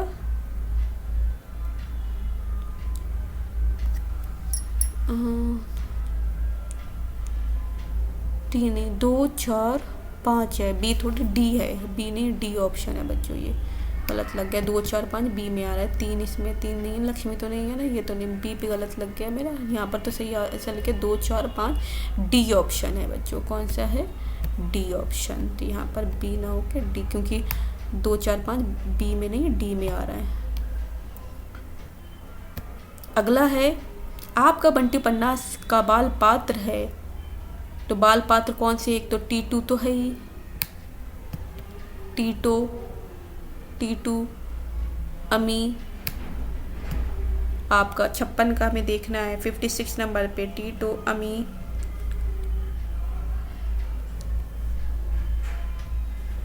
जोत। टीटू, अमी, जोत। 2, 3, 4 किस में आ रहा है? डी ऑप्शन में। टीटू याद रख लिए, टीटू है, अमी है, जोत है। ये तीनों नाम बाल पात्र के। आपका बंटी उपन्यास के में आपका बंटी का नाम क्या है? खन्ना करके आता है। अरूप बत्रा, खन्ना नहीं, अरूप बत्रा। आपका बंटी का नाम पूछा जाता है, पूछे गया भी है आपके PYQ में कि आपका बंटी का नाम क्या है? अरूप बत्रा। क्या नाम है? अरूप बत्रा नाम। तो याद रखिए अरूप बत्रा नाम है आपका बंटी का। नाम क्या है? अरूप बत्रा है, याद रखिए। इंस्पेक्टर मातादीन चांद पर के संदर्भ में विचार कीजिए। मातादीन चांद पर फरार अपराधी को पकड़ ले गए थे। गलत बात। मातादीन को चांद से अड़ी चपकाने के पत्थर लाने का आदेश प्राप्त हुआ था। मातादीन ने कहा हमारा सिद्धांत है, हमें पैसा नहीं काम प्यारा है। चांद पर माता दीन का सार्वजनिक अभिनंदन हुआ। माता दीन चांद की पुलिस तनख्वाह 3 गुनी कर दी, गलत बात है।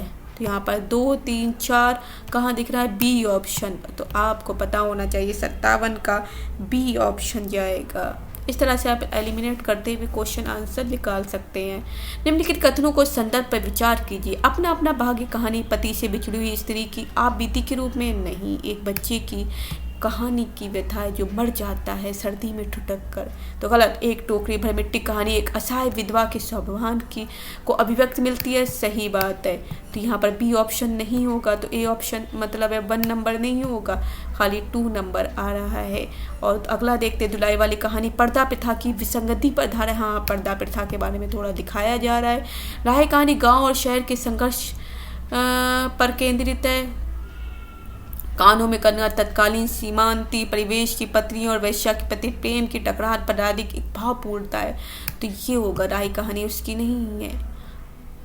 तो आपका पता होना चाहिए 2, 3, 5 किस में मिल रहे हैं? 2, 3, 5 सी ऑप्शन में मिल रहे हैं। तो आपका जो 58 का होगा, 58 का सी ऑप्शन जाएगा। इस तरह से एलिमिनेट करके निकाल सकते हैं। अंधेर नगरी नाटक के संबंध में निम्नलिखित विचार कीजिए। महंत जी गोबरदास और नारायण के गुरु थे, सही बात। अंधेर नगरी के पहले अंक का स्थान बाजार है। अंधेर नगरी का प्रकाशन 1881 में हुआ है। इसके तीसरे अंक का स्थान जंगल है। इसके 5वें अंक का स्थान शमशान है। तो अंधेर नगरी के जो स्थान है वो सारे याद होना चाहिए। 5 अंकों के नाम स्थान जो भी हैं वो याद होना चाहिए। देखो, इस तरह से क्वेश्चन आप एलिमिनेट करके निकाल सकते हैं। 59 के बारे में हम बात कर रहे हैं, तो 59 का 1 हो गया। अंधेर नगरी का प्रकाशन 1881 में हुआ था, तीसरा क्वेश्चन सही है। और इसके तीसरे अंक का स्थान जंगल है। इसके तीसरे अंक का स्थान क्या हो जाएगा? जंगल है। तो इससे तीसरे अंक का स्थान जंगल बताया गया है। तो 1, 3, 4 किस में आ रहा है? ए ऑप्शन में आ रहे हैं। भारत दूरदर्शन नाटक के संबंध में निम्नलिखित बातों पर विचार कीजिए। 60वें क्वेश्चन पे आ गए हम, 60 नंबर पे आ गए हैं। तो भारत के भूजीवल जग रक्षित भारत विद्यालही जग सच्चित, यह पंक्ति नाटक के 5वें अंक की है। भारत दूरदर्शन नाटक का प्रकाशन 1880 में हुआ, बात सही है। और इसके 5वें अंक के स्थान गंभीर वन का मध्य भाग है। और जागो रे भाई गीत को राग चैती गौरी में प्रस्तुत करने का निर्देश नाटककार द्वारा दिया गया, सही है। भारत दूरदर्शन नाटक भारतीय नाट्य रसायक की संज्ञा दी है। तो 2, 4 और 5 किस में आ रहा है? डी ऑप्शन में आ रहा है, ये सही होगा। अंधा युग 61 नंबर पे आ जाते हैं। अंधा युग में संबंध निम्नलिखित कथनों पर विचार की, जिसमें युद्ध से उत्पन्न होने वाली मूल्यहीनता, अमानवीयता, विकृतता, कुंठा, व्यक्तिकता एक सामूहिक गठन का सजीव चित्र प्रस्तुत किया है। इसके तृतीय अंक को शीर्षक गांधारी शाप में गांधारी कृष्ण को शाप देती है। इस नाटक के इलियट के वेस्टलैंड का प्रभाव माना गया है। इसमें ऋषि व्यास अश्वत्थामा को अमरत्व का वरदान देते हैं। अंधा युग में किसी भी पात्र का चरित्र नितांत उज्ज्वल और निर्मल नहीं है। 61 का क्वेश्चन की जल्दी मैं बताने की कोशिश कर रही हूँ, आपको पता होना चाहिए। इसमें 1 तो ठीक है कि इसमें युद्ध से उत्पन्न होने वाली मूल्यहीनता बताइए, अमानवीयता, विकृति, कुंठा, सारी चीज़ें बताई गई हैं। और इस नाटक पर इलियट के वेस्टलैंड का प्रभाव माना गया है। और अंधा युग किसी भी पात्र का चरित्र नितांत उज्ज्वल और निर्मल नहीं बताता है, इसलिए ही 1, 3 और 5 हो जाएगी। इसलिए युद्ध से जो है इस नाटक को चिंता हो जाती है। किसकी चिंता हो जाती है? जो हमारी जनता है उनके भविष्य की चिंता हो जाती है। इसलिए किसी का उसे चरित्र जो है उज्ज्वल नहीं दिखाई दे रहा होता है। तो 1, 3 और 5 आ जाएगा, आप इस तरह से देख सकते हैं। अगला क्वेश्चन, नाखून क्यों बढ़ते हैं निबंध से संबंध निम्न कथनों पर विचार कीजिए। इसके क्वेश्चन को हम देख लेते हैं। 62 नंबर के क्वेश्चन है। और इसमें जो हम बात कर रहे हैं यहाँ पर है, कुछ लाख ही वर्षों के बाद जब मनुष्य जंगली था, वनमानुष था, उसे नाखून की ज़रूरत थी, सही बात है। मनुष्य के नाखून की ओर देखता है तो कभी कभी निराश हो जाता है। यह उसकी भयंकर पाशुवृत्ति के जीवन का प्रतीक है। वाल्मीकि के रामायण से पता चल के आज के 2000 वर्ष पहले भारतवासी नाखून को जम के संवारता था। ये बात नहीं हम मान रहे हैं अभी। और वाल्मीकि और समस्त अधोगामी वृत्ति, समस्त उद्योगगामिनी वृत्तियों की ओर से नीचे खींचने वाली वस्तुओं को भारतवन ने मनुष्य बनाता। यह बात चाहूँ भी तो नहीं भूल सकता। विदर्भ देश के लोग उन बड़े बड़े नखों को पसंद करते थे और उत्तर पूर्व के लोग छोटे नखों को। तो यहाँ पर जो ऑप्शन आएगा 62 नंबर का आपको पता होना चाहिए। दो ऑप्शन देखिए 4 और 5 में से कौन सा हो सकता है। तो कौन से, कहाँ के लोग बड़े नखों को पसंद कर रहे हैं, कहाँ के लोग छोटे नखों को पसंद कर रहे हैं, वो चीज़ हमें देखना है।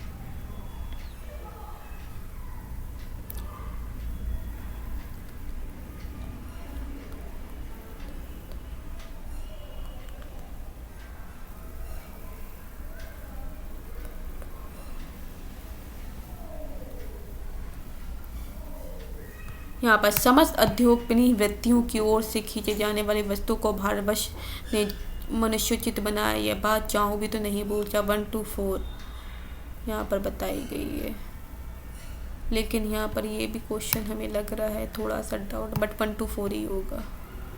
क्या भूलूं क्या याद करूं के संदर्भ में निम्नलिखित खंडों पर विचार कीजिए। हरिवंश राय बच्चन की बहन का नाम रानी था। ठाकुर यादव सिंह की कहानी संग्रह हार का हरिवंश राय बच्चन ने अपने प्रथम काव्य संग्रह का नाम के लिए प्रेरणा ली गई थी। पंडित राम नरेश त्रिपाठी को दुलारे दोहावली पर प्रथम देव पुरस्कार मिला और चौथा बाबू गुला। केदारनाथ अखबार ने बच्चन को 35 रुपये प्रतिमास पर स्कूल में हिंदी अध्यापक के रूप में नियुक्त किया। यूनिवर्सिटी में बच्चन जी के सह कक्षियों को अवध बिहारी लाल, प्रकाशन गुप्त और ब्रजलाल गुप्त थे। तो यहाँ पर 63 का क्वेश्चन देख लेते हैं कि इसमें कौन से ऑप्शन ठीक है। तो यहाँ पर ठाकुर यादवेंद्र सिंह की कहानी संग्रह हार से हरिवंश राय बच्चन ने अपने प्रथम काव्य संग्रह के नाम से लिया है। और इसके बाद यह आ जाता है चौथा नंबर बाबू केदार में 35 रुपये प्रति मास पर उनको हिंदी अध्यापक के रूप में रखा गया था। और 5वां नंबर यूनिवर्सिटी में बच्चन जी के सहकक्षियों में अवध बिहारी लाल और प्रकाशन गुप्त और ब्रजलाल गुप्त, ये 3 लोग थे। तो 2, 4, 5 कहाँ रहे? डी ऑप्शन में। स्मृति की रेखाएं के संदर्भ निम्नलिखित कथनों पर विचार कीजिए। इस पुस्तक के सभी पात्र महादेवी जी के जीवन से संबंधित रहे। 64 का देख लेते हैं। 64 का तो 1 आ जाएगा। इस पुस्तक का शैली पत्रात्मक है। इस पुस्तक के सभी पाठ समाज से भिन्न वर्गों से संबंधित है। 3 इसमें स्मृति के नाम पर स्त्री का चित्र है। ज्योतिषकार कृति इस पुस्तक के यथा से ज़्यादा मानवीयता पर बल दिया गया है। तो 1, 3, 5 किस में मिल रहे हैं? डी बी ऑप्शन में मिल रहा है 1, 3, 5। तो 64 का बी ऑप्शन रहेगा। 65 पे आ जाते हैं। 65 भोला राम के जीव के संदर्भ में निम्नलिखित कथनों पर विचार कीजिए। इसका जी परमात्मा के संदर्भ पर विचार किया गया है। इसमें पौराणिक कथा का ध्यान बनाकर व्यंग्य किया गया है। इसमें सरकारी कार्यालयों में पनप रहे भ्रष्टाचार का मार्मिक चित्रण किया गया। सही बात है। राष्ट्रीय चेतना का केंद्र में रखा है। नहीं, इसमें लाल फीताशाही की अमानविकता का वर्णन किया गया। तो 2, 3, 5 ए ऑप्शन में जा रहे हैं। 66 पे आ जाते हैं। सूची ए का सूची 30 से। तो कंठे ध्वनि का वर्ग मूर्धन्य वर्षे सारी ध्वनि आप देख सकते हैं। तो यहाँ पर 66 नंबर पे आपका जो ऑप्शन होगा जल्दी से देख लीजिए। डी ऑप्शन पे जाना चाहिए कि ए का 3 में कहाँ पर आ जाएगा। तो ए का 3 तालव्य च कंठे का वर्ग। और अब देखो बी का यहाँ पर आ गया ना, बी का 1, ए का 3, बी का मूर्धन्य 1 और वर्षे डी का 4।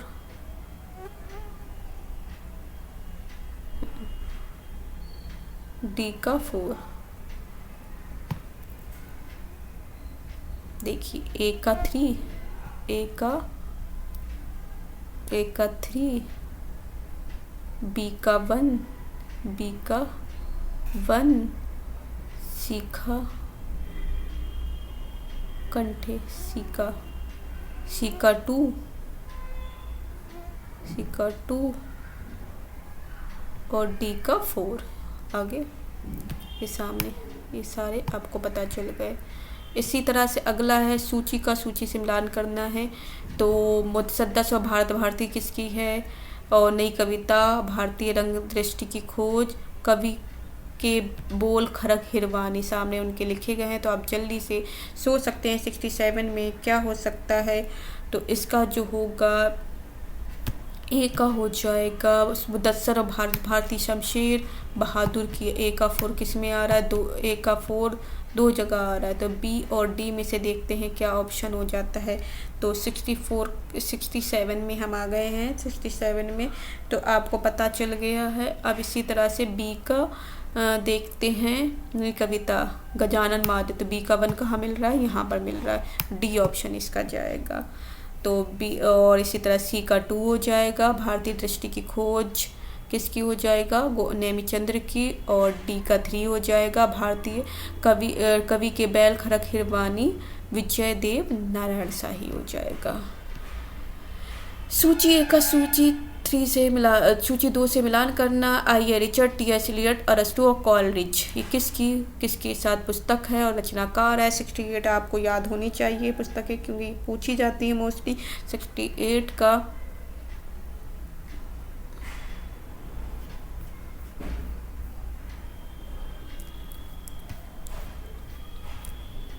हाँ यहीं पर ही है, यहाँ से इस तरह से।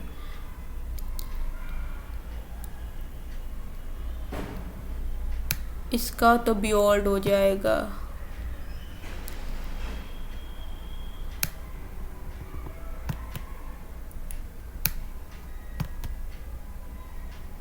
तो आपको पता चल गया आपको इस पे क्या है। आई रिचर्ड्स का क्या हो गया, बियोल्ड।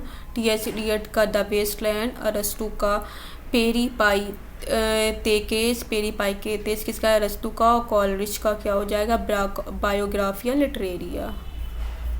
यही है 3 4 1 2 डी ऑप्शन।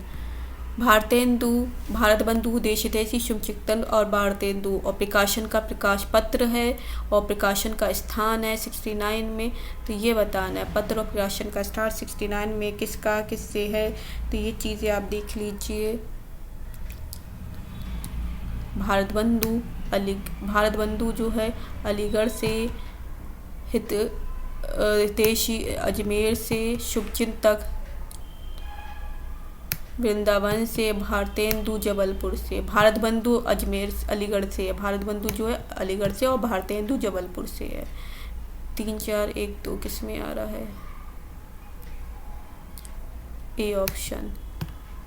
तो ये 69 का ए ऑप्शन हो गया है। अब हम 70 पे आ गए हैं। 70 का ए से मिलान करना। भक्ति आंदोलन, मैनेजर पांडे, स्नेह का पराग, इमेर बंदा, कहानी नहीं कहानी, नामवर सिंह, कामायनी एक पुनर्विचार, और ये हो गया मुक्तिबोध। कामायनी एक पुनर्विचार, नामवर सिंह।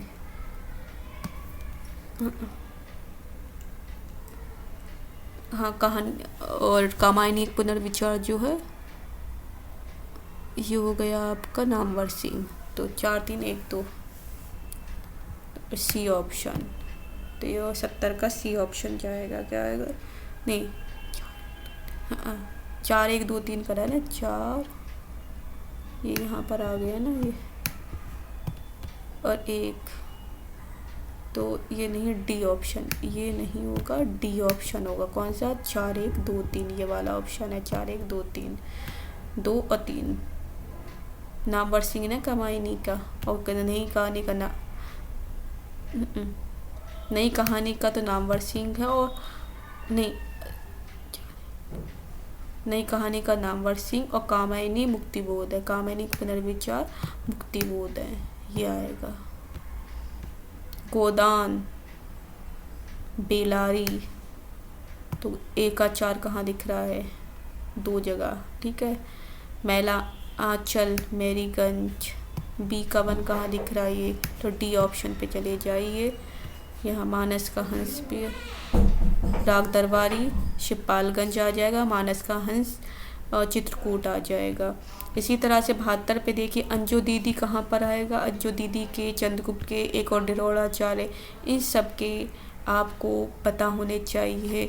तो अंजू दीदी में किसकी बात हो रही है? तो अंजू दीदी में आप सोच सकते कि राजकुमार हो सकता है, जयमाला हो सकती है, नहीं, ओमी और लीला में से कोई होगा।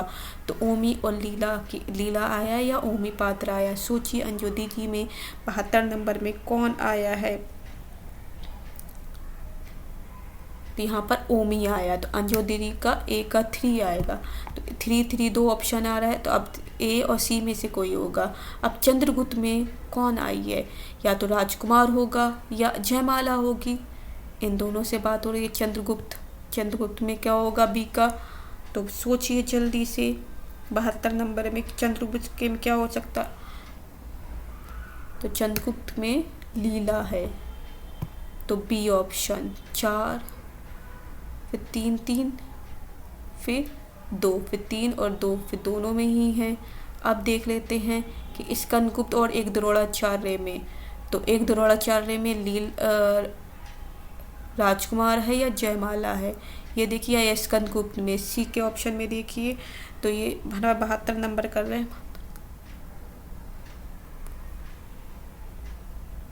जयमाला, और एक और द्रोणाचार्य का राजकुमार। यहाँ पर राजकुमार, द्रोणाचार्य में राजकुमार। तो यहाँ पर आपका क्या हो जाएगा? ए ऑप्शन जाएगा। 3 2 4 1 3 2 4 स्कंदगुप्त का जयमाला और राजकुमार।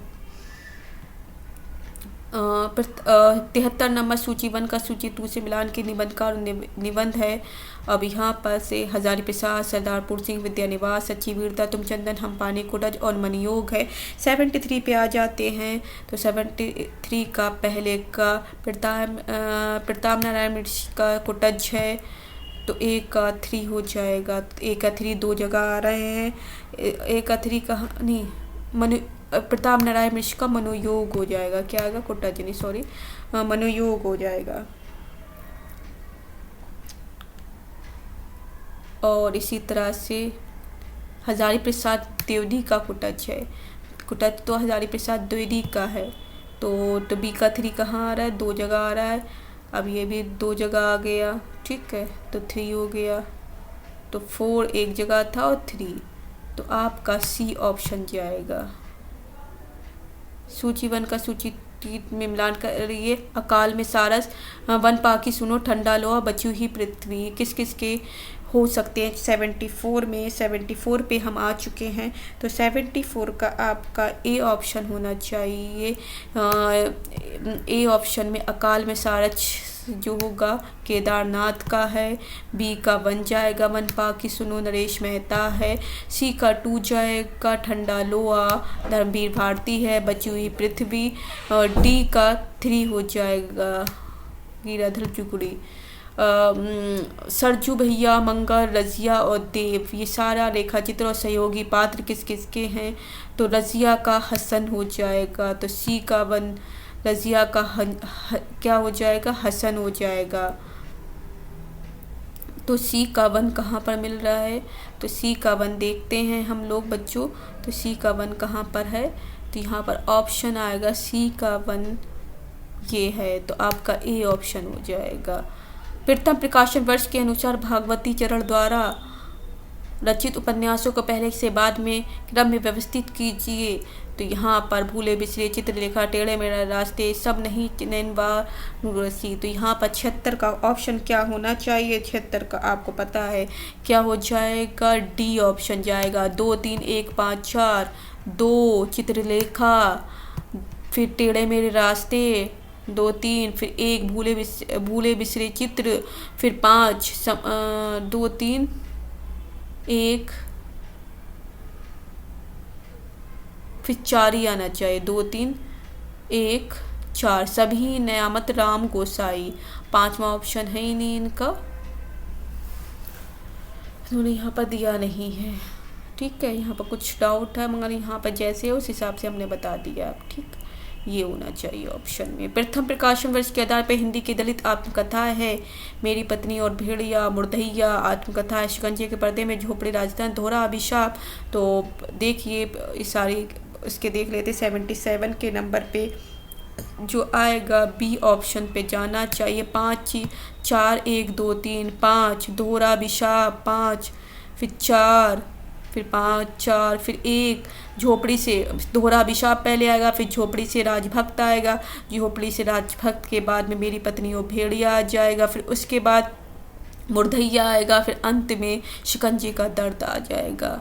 ये सारी कहानियाँ आ जाएंगी बच्चों।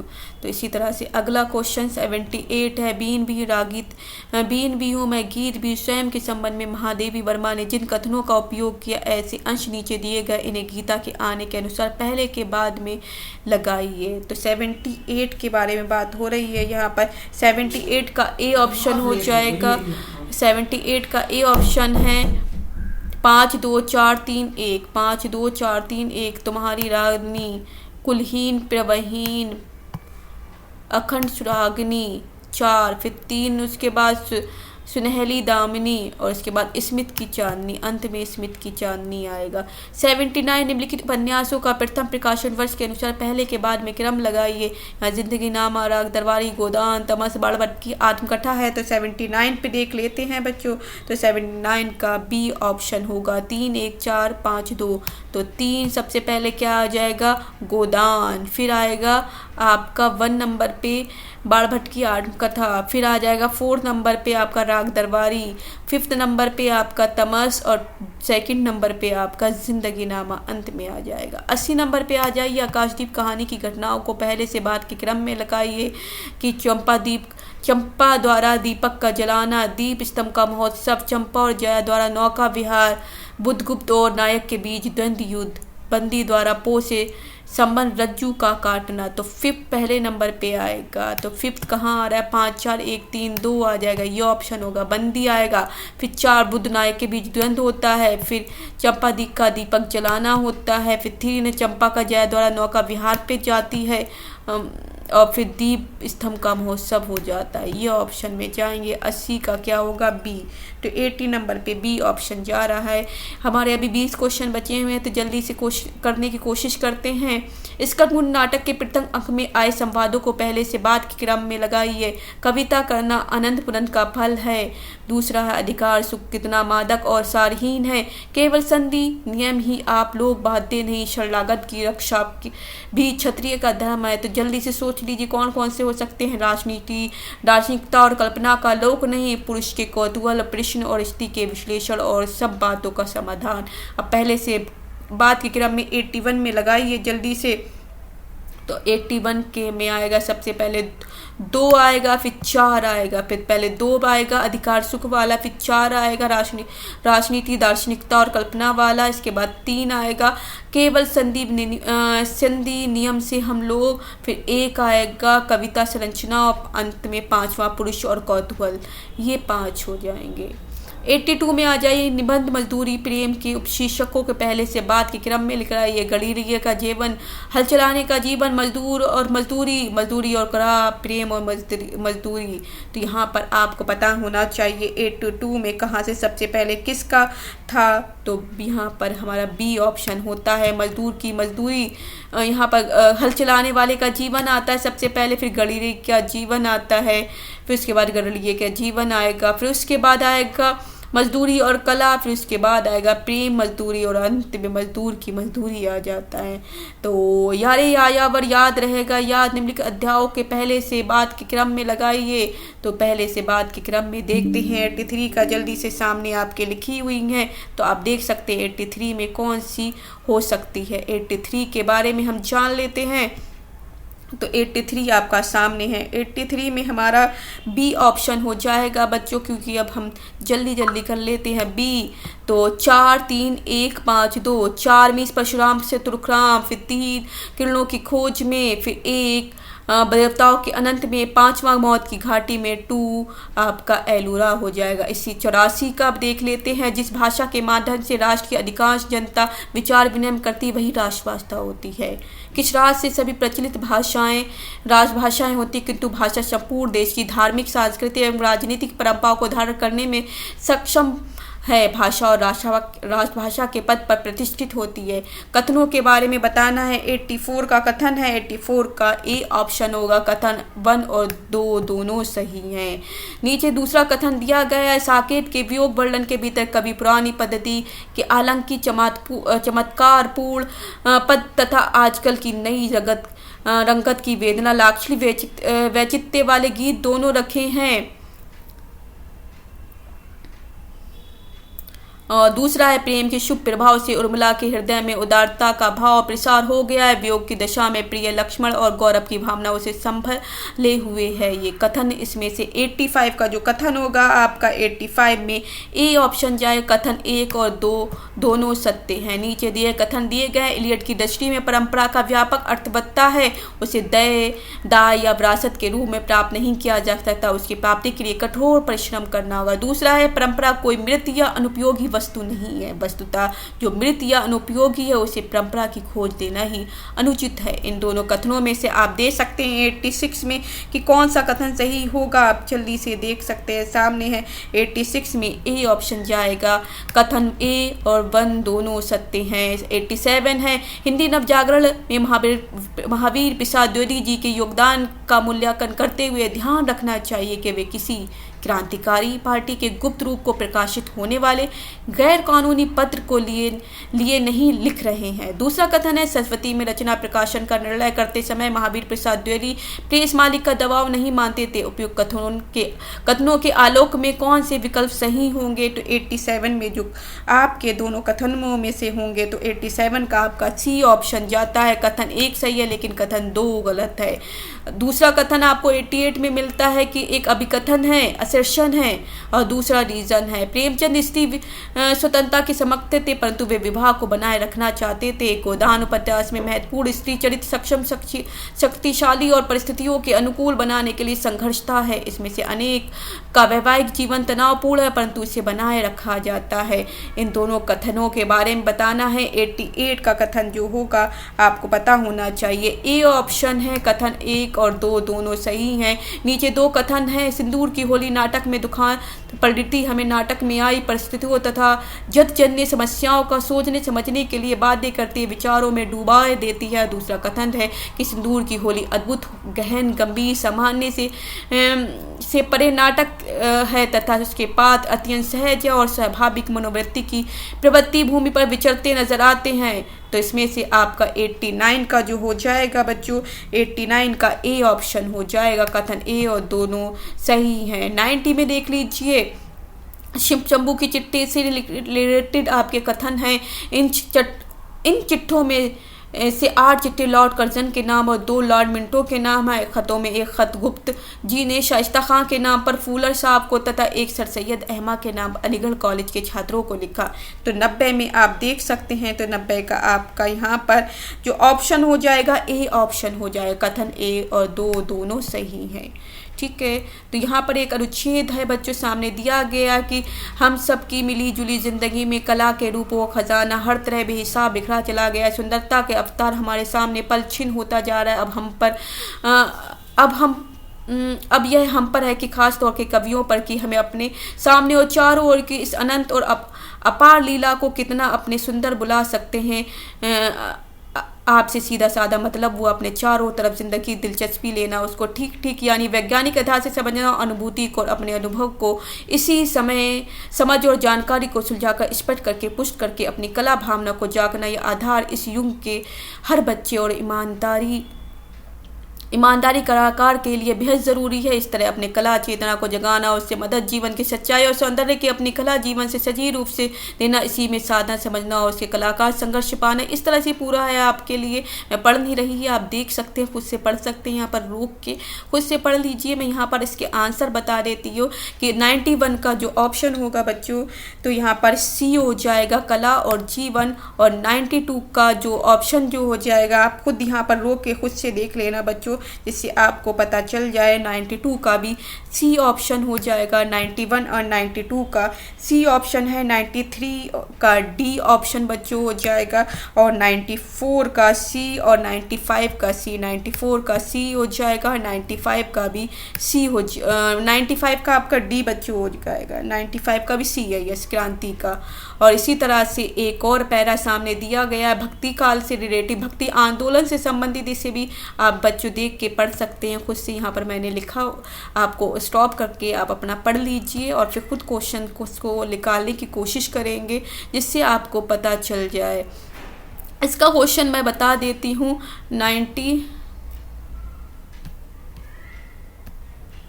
96 का बच्चों आपको पता होना चाहिए। यहाँ पर 96 का ए ऑप्शन है। यहाँ पर 96 का ए। 97 का जो ऑप्शन आ जाएगा बच्चों वो आपका सी ऑप्शन आ जाएगा और 98 का जो ऑप्शन आएगा वो बी ऑप्शन आएगा। 98 का बी ऑप्शन हो जाएगा और 99 का आपको पता होना चाहिए। यहाँ पर सारे हमने बता दिए। 99 का ए ऑप्शन हो गया है, 99 का ए ऑप्शन हो गया और 100 का डी ऑप्शन हो गया बच्चों। तो यहाँ पर आपका पेपर पूरा समाप्त हो जाता है। इसी तरह से अगले पेपर अगर हमारे पास टाइम होगा तो ज़रूर लेकर प्रस्तुत होंगे। जब तक आप इसको रिवाइज करिए, इससे पहले 2 पेपर मैंने डाले हुए हैं उसी को आप देखेंगे और इस तरह से हम अगली क्लास में मिलेंगे। और जिन बच्चों ने अभी तक हमारे चैनल को सब्सक्राइब नहीं करा, चैनल को सब्सक्राइब करेंगे, वीडियो को लाइक करेंगे, शेयर करेंगे। तो अगली वीडियो मिलते हैं, जब तक के लिए bye bye, take care, have a nice day. जहाँ रहें खुश रहें, आबाद रहें। जय हिंद, जय भारत।